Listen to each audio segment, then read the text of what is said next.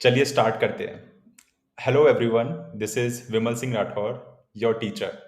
Today we are going to start one of the very very important topics for UPSC prelims, environment and ecology. आप सबको पता होगी इसकी importance, हम लोग डिस्कस भी करेंगे। We will cover entire 100% static and dynamic portion for environment and ecology for the upcoming prelims. There will be many tests, there will be many homeworks as well. But rest assured, in less than 17-18 sessions, your 100% environment and ecology will be covered. कुछ भी आगे बढ़ने से पहले हम ये समझते हैं कि ये क्यों इम्पोर्टेंट है।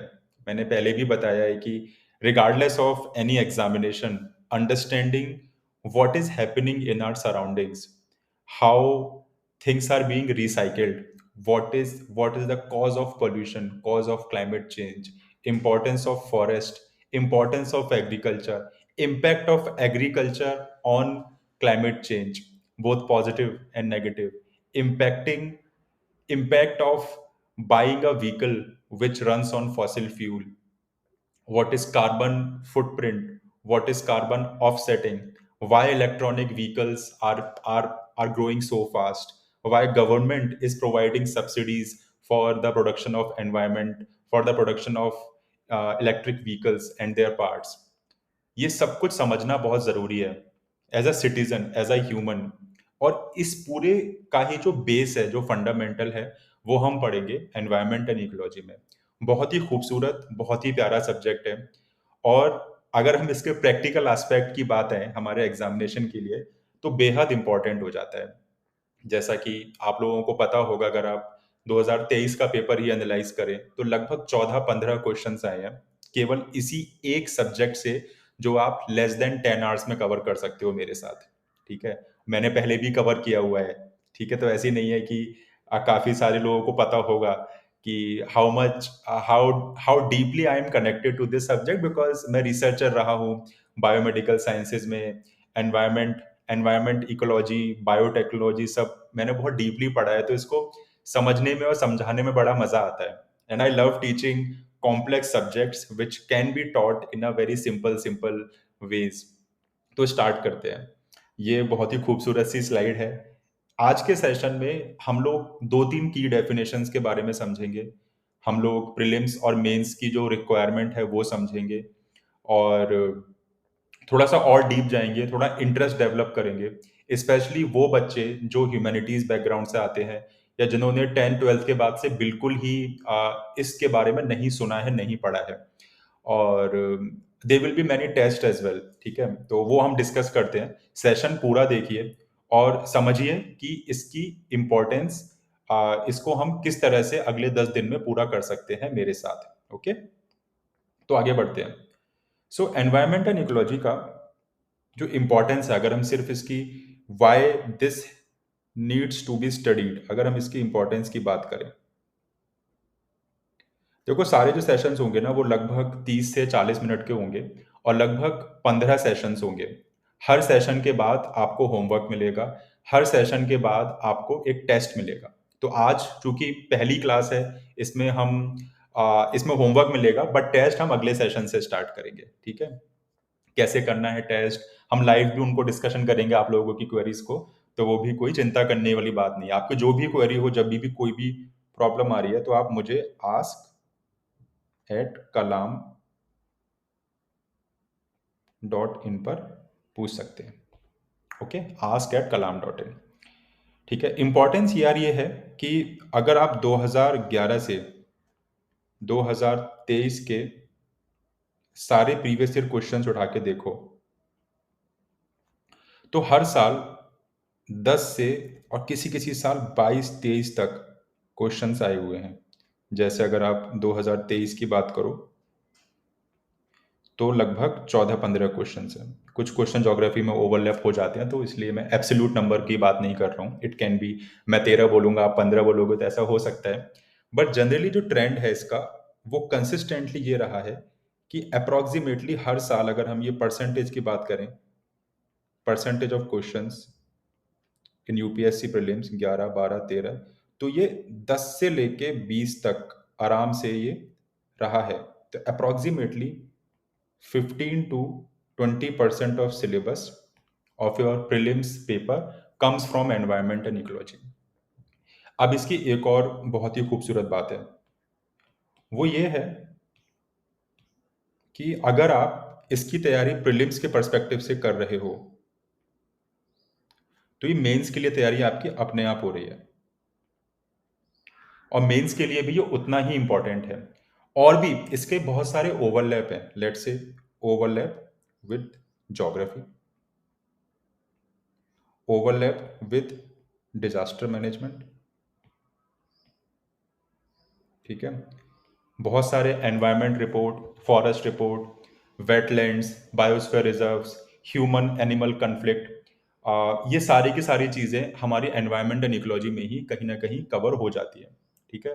तो इस सब्जेक्ट को फंडामेंटली समझना, ताकि आप ज्योग्राफी में मेंस में भी अच्छा कर पाओ, ऐसे में भी अच्छे से लिख पाओ, वो बहुत ज़रूरी है, ठीक है। तो ये हमारी इसकी इंपॉर्टेंस रही। इंपॉर्टेंस में किसी को कोई डाउट नहीं होना चाहिए। ऑल इन ऑल मैं बोलूंगा, blindly trust me on this, कि you have to prepare environment and ecology, आप इसको छोड़ नहीं सकते, ठीक है। ये हमारे हो गए इंपॉर्टेंस। अब इसके कीवर्ड की बात करते हैं, जो मेरे को सबसे ज्यादा इंटरेस्टिंग लगता है। What is environment?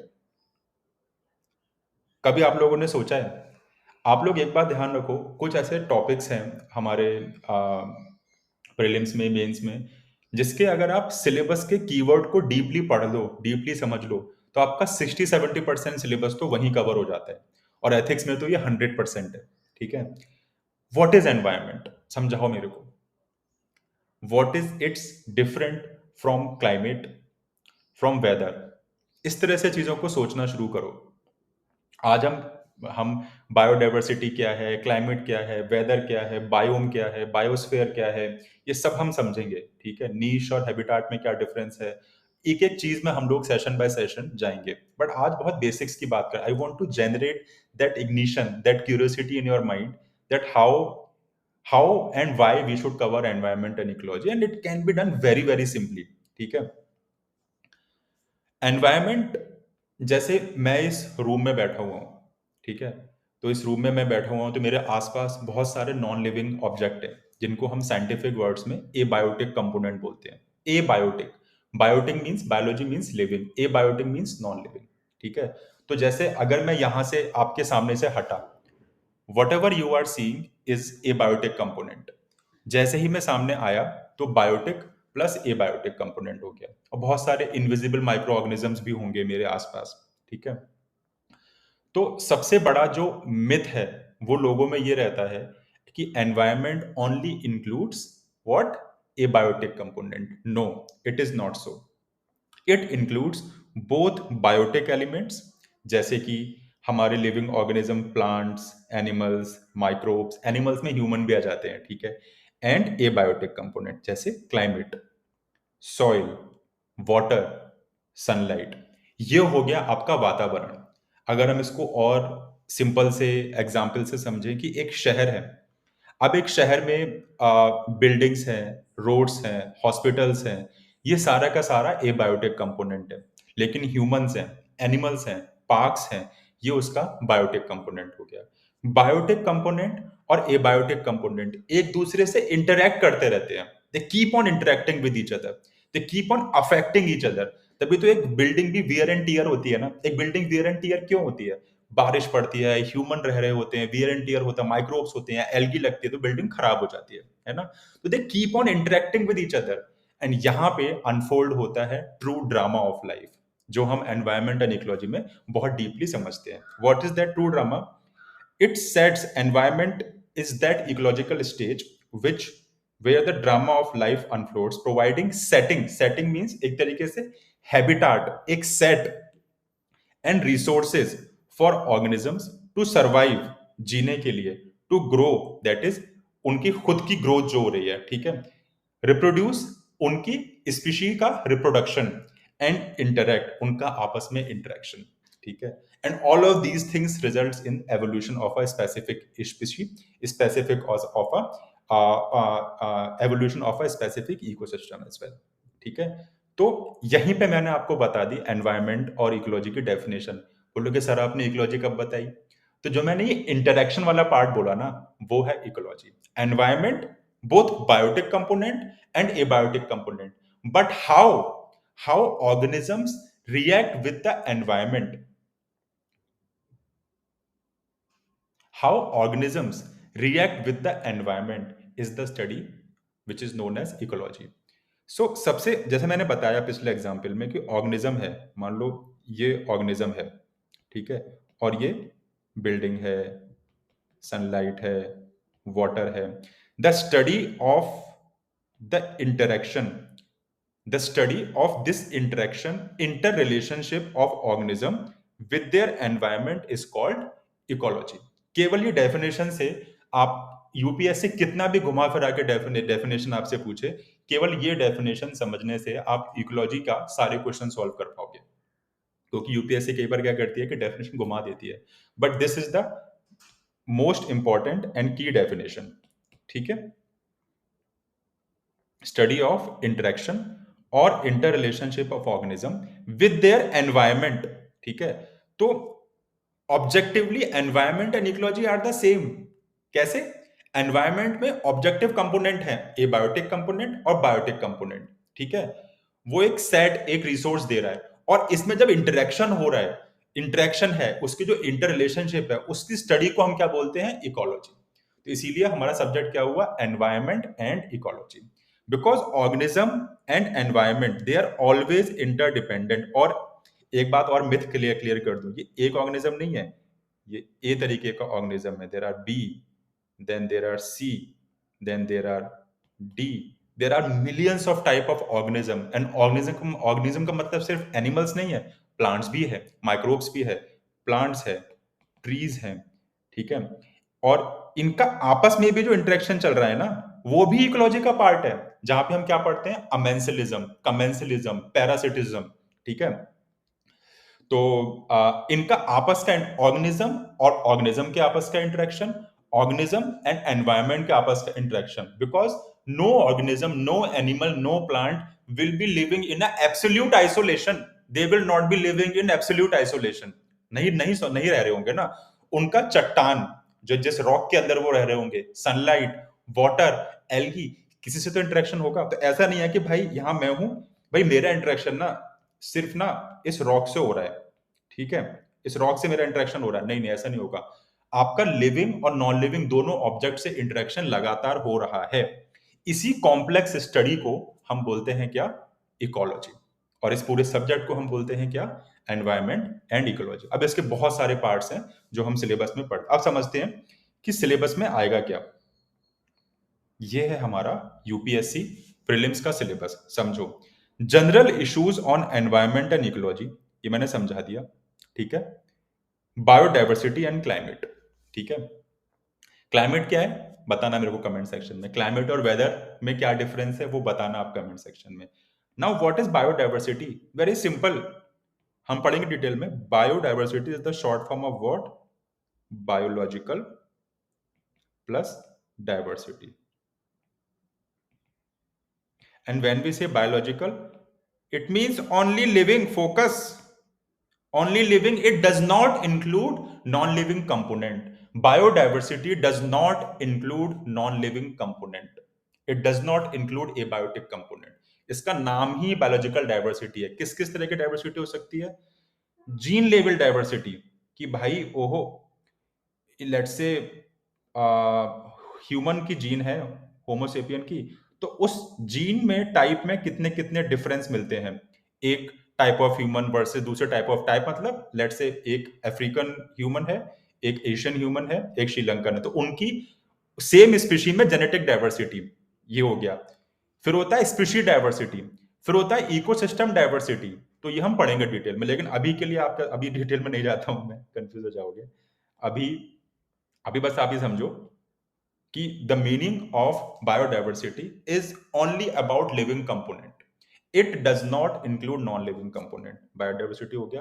क्लाइमेट आप लोग मेरे को बताओगे, क्लाइमेट और वेदर में डिफरेंस, और क्लाइमेट चेंज, बेसिकली ये टॉपिक है पूरा क्लाइमेट चेंज। तो क्लाइमेट चेंज अपने आप में बहुत बड़ा टॉपिक है। क्लाइमेट चेंज है तो will talk about global warming, will talk about ozone depletion, will talk about methane, We'll talk about carbon dioxide, how it is produced. We'll talk about carbon sink, carbon sequestration, carbon offsetting, Paris Climate Agreement. We'll talk about all those different agreement, UNFCCC, Earth Summit जो हुई थी 1992 में.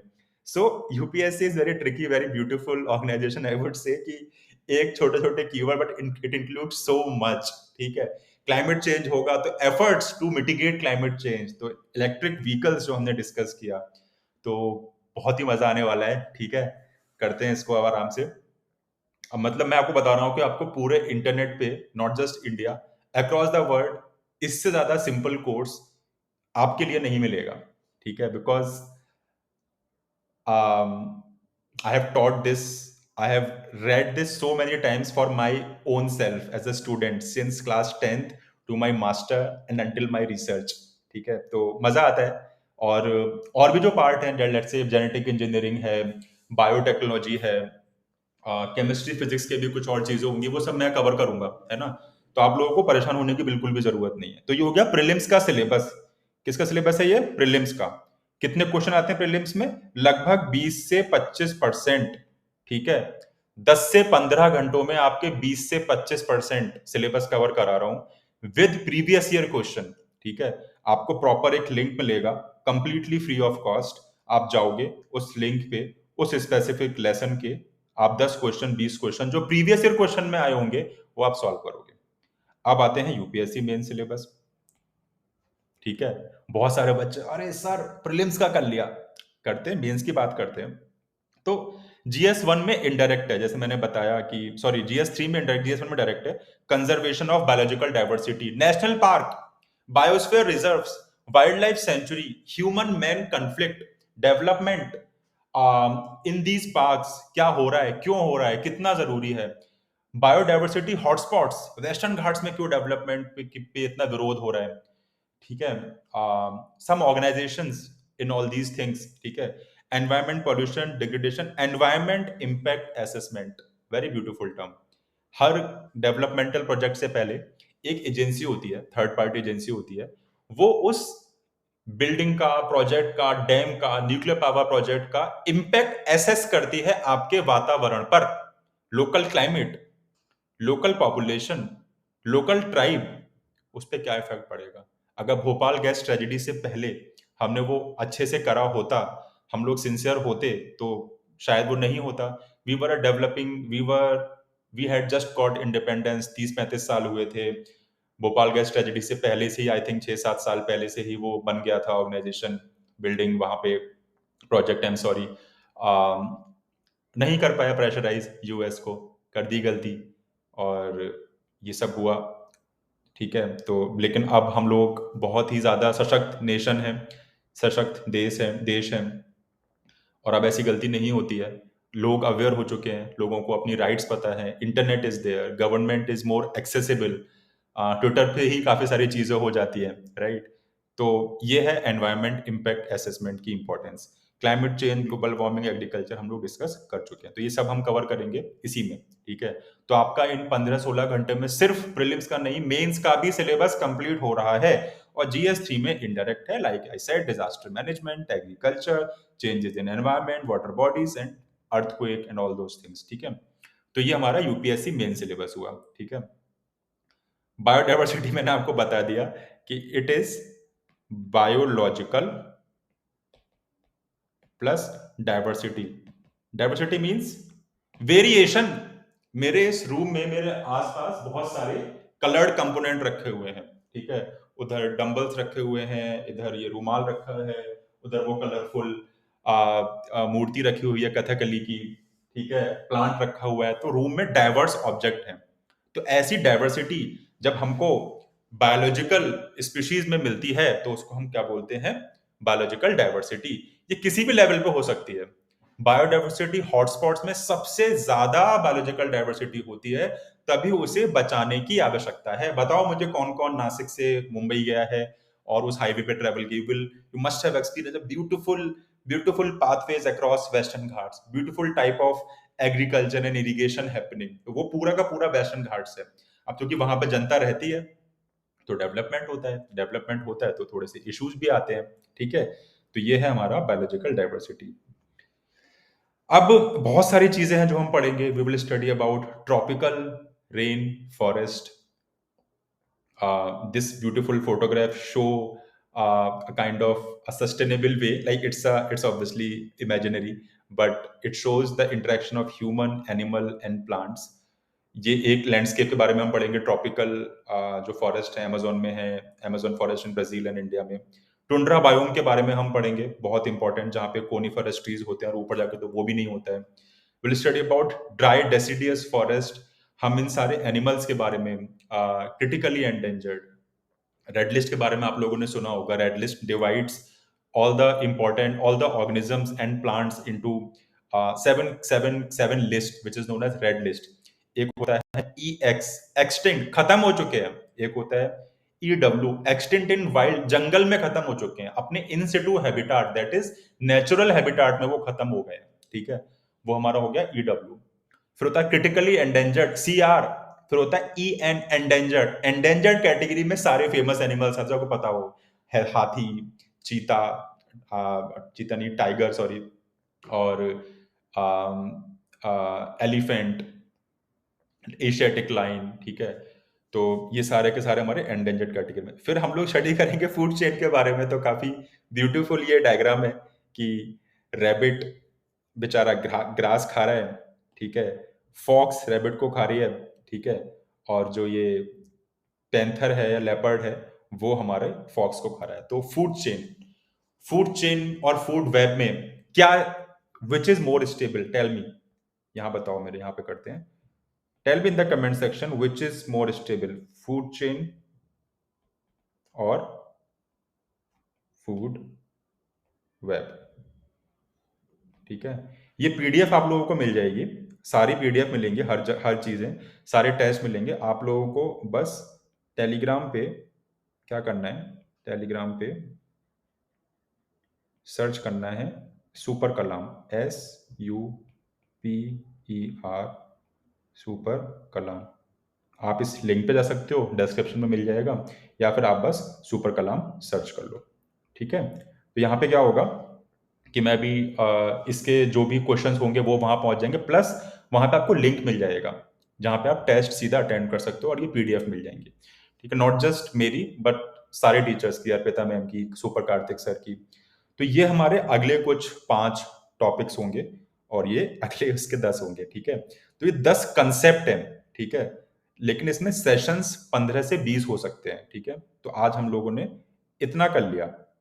ठीक है, अगले में हम fundamentals of ecology करेंगे और एक मैजिक करेंगे. हम लोग केवल अगले सेशन के बेसिस पे 2011 का जो पेपर है वो पूरा सॉल्व करेंगे और वो मैजिकल होगा. आप लोगों को पावर समझ में आएगी अपने फोकस की और अपने एफर्ट्स की. केवल 2 घंटे के एफर्ट से ये सेशन और अगले सेशन देख के आप कैसे काफी कुछ कवर कर सकते हो. तो coming to the same point, ये करेंगे सक्सेशन बायोम, ये सब मैंने आपको बता ही दिया, सारा सब चीजें मैंने इनफैक्ट आपको मेंशन कर दिया है. तो ये करेंगे. और अब आपको क्या करना है, कुछ नहीं करना आपको. ये 4 कीवर्ड है. एनवायरमेंट मैंने बता दिया, समझा दिया पूरा डिटेल में एग्जाम्पल के साथ. इकोलॉजी समझा दी. ठीक है, इकोलॉजी का मतलब क्या था, इसकी स्टडी. ठीक है, जैसे एनवायरमेंट इकोलॉजी के समझने के लिए हम लोग let's take an example of a ecosystem. ठीक है, एक इकोसिस्टम है, लेट्स से मरीन इकोसिस्टम है. मरीन मतलब पानी में, सलाइन इकोसिस्टम है. वहां पे एक कोरल रीफ है. क्या है, कोरल रीफ. टुक टुक टुक टुक टुक टुक टुक टुक. तो ये किसको क्या बोल दिया, रीफ इकोसिस्टम. यहाँ पे फिर छोटी फिश, उससे बड़ी फिश, उससे बड़ी फिश, उससे बड़ी फिश है. फिश है तो और भी ऑर्गेनिजम्स होंगे. ठीक है, अब ये मरीन इकोसिस्टम में बहुत वेरिएशंस होंगे. वेरिएशन कैसे कि भाई वाटर करंट के बेसिस पे भी एक स्पेसिफिक इकोसिस्टम बन जाता है. सनलाइट पेनिट्रेशन, सनलाइट कितना अंदर आ रही है. ठीक है, न्यूट्रिशन, सैलिनिटी, आप समझ रहे हो. इतने सारे फैक्टर्स हैं, और भी हो सकते हैं. इतने सारे फैक्टर डिफाइन कर रहे हैं इस इकोसिस्टम को. ठीक है, इसमें एबायोटिक कंपोनेंट भी है, बायोटिक कंपोनेंट भी है. तो this is the example of an environment where this ecosystem is being present, और इसके इंटरेक्शन और इंटर रिलेशनशिप की स्टडी को हम बोलते हैं क्या? इकोलॉजी। ठीक है, तो ये करना है। अब आपको डेफिनेशन में जो बतानी है इकोसिस्टम की, रिसर्च करो आराम से। उसके बाद मेरे को बतानी है आपको डिटेलिंग, चलो मैंने बता ही दिया आपको, बायोडाइवर्सिटी, ये भी आपको करना है। फिर आप मुझे बताओ what is biome, what is biosphere. ठीक है, अगले सेशन में हम ये सब टॉपिक कवर करेंगे, but I would be very very happy अगर आप ये टॉपिक कवर कर लो पहले से। ठीक है, ये ठीक है, ये कर लो। उसके बाद अगले अगले में देखो मैंने ये बातें करी हैं आप लोगों से ऑलरेडी, ये अपन ये कवर करेंगे, और बहुत कुछ इंटरेस्टिंग करने वाले हैं, मजा आएगा। ठीक है, किसी को और कुछ पूछना है तो बताओ। मेरे से वार्तालाप करने के लिए आप लोग मुझे ask@kalam.in पर मेल कर सकते हैं कभी भी। Your mail will be replied within 12 hours. Number 1, Telegram पे आप सुपर कलाम सर्च करो, और कल आएगा डेली एक सेशन आएगा डेली। तो टुडे इज व्हाट, 13 जनवरी। ठीक है, लोहड़ी है, हैप्पी लोहड़ी टू एवरीवन। ठीक है, और इसी महीने 31 जनवरी तक हम एनवायरमेंट एंड इकोलॉजी पूरा कवर कर देंगे, कंप्लीट 100%। ठीक है, 25% of your syllabus with previous question, with new question, with current affairs, it will be done. Okay, मेरे को बहुत मजा आया पढ़ाने में, आई होप आप लोगों को आया हो। और अगले सेशन में तैयारी करते हैं और मेहनत से, मैं भी करता हूँ, आप लोग भी करो, और मिलते हैं। ठीक है, चलो, ओके, बाय।